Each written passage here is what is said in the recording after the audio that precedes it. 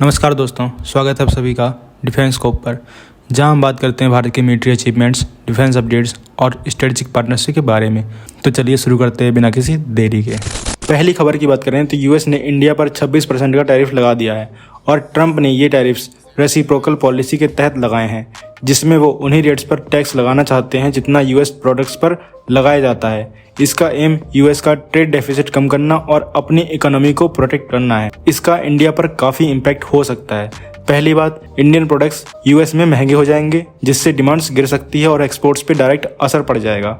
Stock market भी तुरंत react कर रहा है, जिसमें सेंसेक्स और निफ्टी गिर गए हैं और रुपया भी कमजोर होता चला जा रहा है, जो और इकोनॉमिक प्रेशर क्रिएट करेगा। ऑटोमोबाइल और आईटी सेक्टर पर सबसे ज़्यादा इम्पैक्ट पड़ेगा, क्योंकि ये दोनों ही यूएस मार्केट पर बहुत डिपेंडेंट हैं। ऑटोमोबाइल एक्सपोर्ट कॉस्टली होने से डिमांड गिर सकती है और आईटी सेक्टर पर ऑलरेडी यूएस रिसेशन का असर दिख रहा है। इंडिया के लिए सबसे जरूरी होगा कि वो यूएस के साथ नए ट्रेड एग्रीमेंट्स करें या अपनी एक्सपोर्ट्स को डाइवर्सिफाई करें, ताकि ये इम्पैक्ट कम हो। शॉर्ट टर्म में ये एक बहुत बड़ा चैलेंज है, लेकिन लॉन्ग टर्म में इंडिया अल्टरनेटिव मार्केट्स और पॉलिसी के जरिए इससे निपटने पर काम करता है, तब कुछ अच्छा देखने को मिल सकता है। ये 26% रेसिप्रोकल टैरिफ, जो यूरोपियन यूनियन के 20% से, जापान के 24% से और साउथ कोरिया के 25% से भी ज़्यादा है। चाइना पर सबसे ज़्यादा 54% टैरिफ इम्पोज किए गए हैं, लेकिन इंडिया को भी इस कैटेगरी में रखना एक बड़ा इकोनॉमिक सेटबैक है। ये टैरिफ्स 2 अप्रैल को लिबरेशन डे के रूप में अनाउंस किए गए, जिसमें कोई कंट्री स्पेसिफिक एग्जम्पशन नहीं दिया गया। इस अनाउंसमेंट के तुरंत बाद इंडियन स्टॉक मार्केट में बहुत बड़ा नेगेटिव रिएक्शन देखने को मिला। बीएसई सेंसेक्स 500 पॉइंट से ज़्यादा गिर गया और निफ्टी 50 भी नीचे आ गया। गिफ्ट निफ्टी भी 1.5% तक गिर गया। रुपया भी डॉलर के मुकाबले 85.69 तक गिर के हो गया है। इंडियन फार्मा इंडस्ट्री, जो $12.2 बिलियन के एक्सपोर्ट्स यूएस को करती है, फिलहाल इस टैरिफ से बची हुई है। ये एक रिलीफ है, क्योंकि इंडियन फार्मा कंपनीज के लिए यूएस एक इम्पोर्टेंट मार्केट है।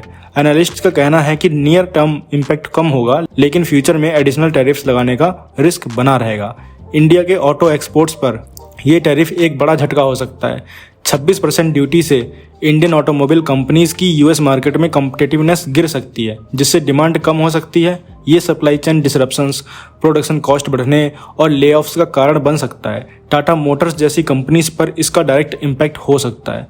आईटी सेक्टर्स पर भी ये टैरिफ एक बड़ा नेगेटिव इम्पैक्ट डाल रहे हैं। निफ्टी आईटी 3% तक गिर गया है, क्योंकि ये टैरिफ्स यूएस में रिसेशन फियर्स बढ़ा रहे हैं और डिस्क्रिशनरी स्पेंडिंग पर इफेक्ट डाल सकते हैं। फार्मास्यूटिकल और ऑटोमोबाइल के अलावा जो इंडस्ट्रीज यूएस को एक्सपोर्ट करती है, उनको भी मुश्किल हो सकती है। इंडियन जीडीपी पर 50 बेसिस पॉइंट्स का हिट आ सकता है। Iron and steel, electronics, machinery, James and jewellery जैसे सेक्टर पर इम्पैक्ट देखने को मिल सकता है।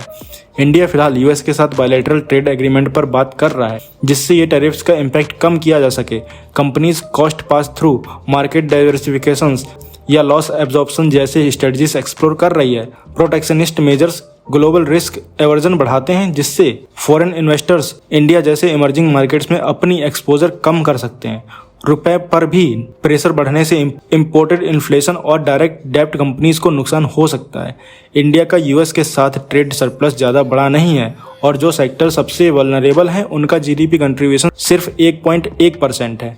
इस वजह से ये टैरिफ शॉर्ट टर्म में इम्पैक्ट डालेंगे, लेकिन लॉन्ग टर्म में इंडिया अपनी इकोनॉमिक स्ट्रेटजी एडजस्ट कर सकता है, और करना भी पड़ेगा, वरना लॉन्ग टर्म में और प्रॉब्लम क्रिएट हो सकती हैं। तो आप क्या कहेंगे इस खबर के बारे में कि यूएस ने जो इंडिया पर 26% का रेसिप्रोकल टैरिफ लगाया है, ये किस हद तक इंडिया पर इम्पैक्ट करेगा और कैसा इम्पैक्ट होने वाला है आने वाले टाइम में? आप क्या राय रखते हैं कमेंट सेक्शन में जरूर बताइए। मैं हर किसी का कमेंट पढ़ने वाला हूं। तो दोस्तों, ये थी आज की डिटेल्ड अपडेट्स हमारे भारत के डिफेंस और इंटरनेशनल स्ट्रेटजीज के बारे में। अगर आपको ये वीडियो इन्फॉर्मेटिव लगा हो तो लाइक करें, शेयर करें और चैनल को सब्सक्राइब करना ना भूलें। आपका सपोर्ट हमें और बेहतर कंटेंट बनाने के लिए मोटिवेट करता है। मिलते हैं नेक्स्ट वीडियो में। थैंक्स फॉर वॉचिंग एंड जय हिंद, जय भारत।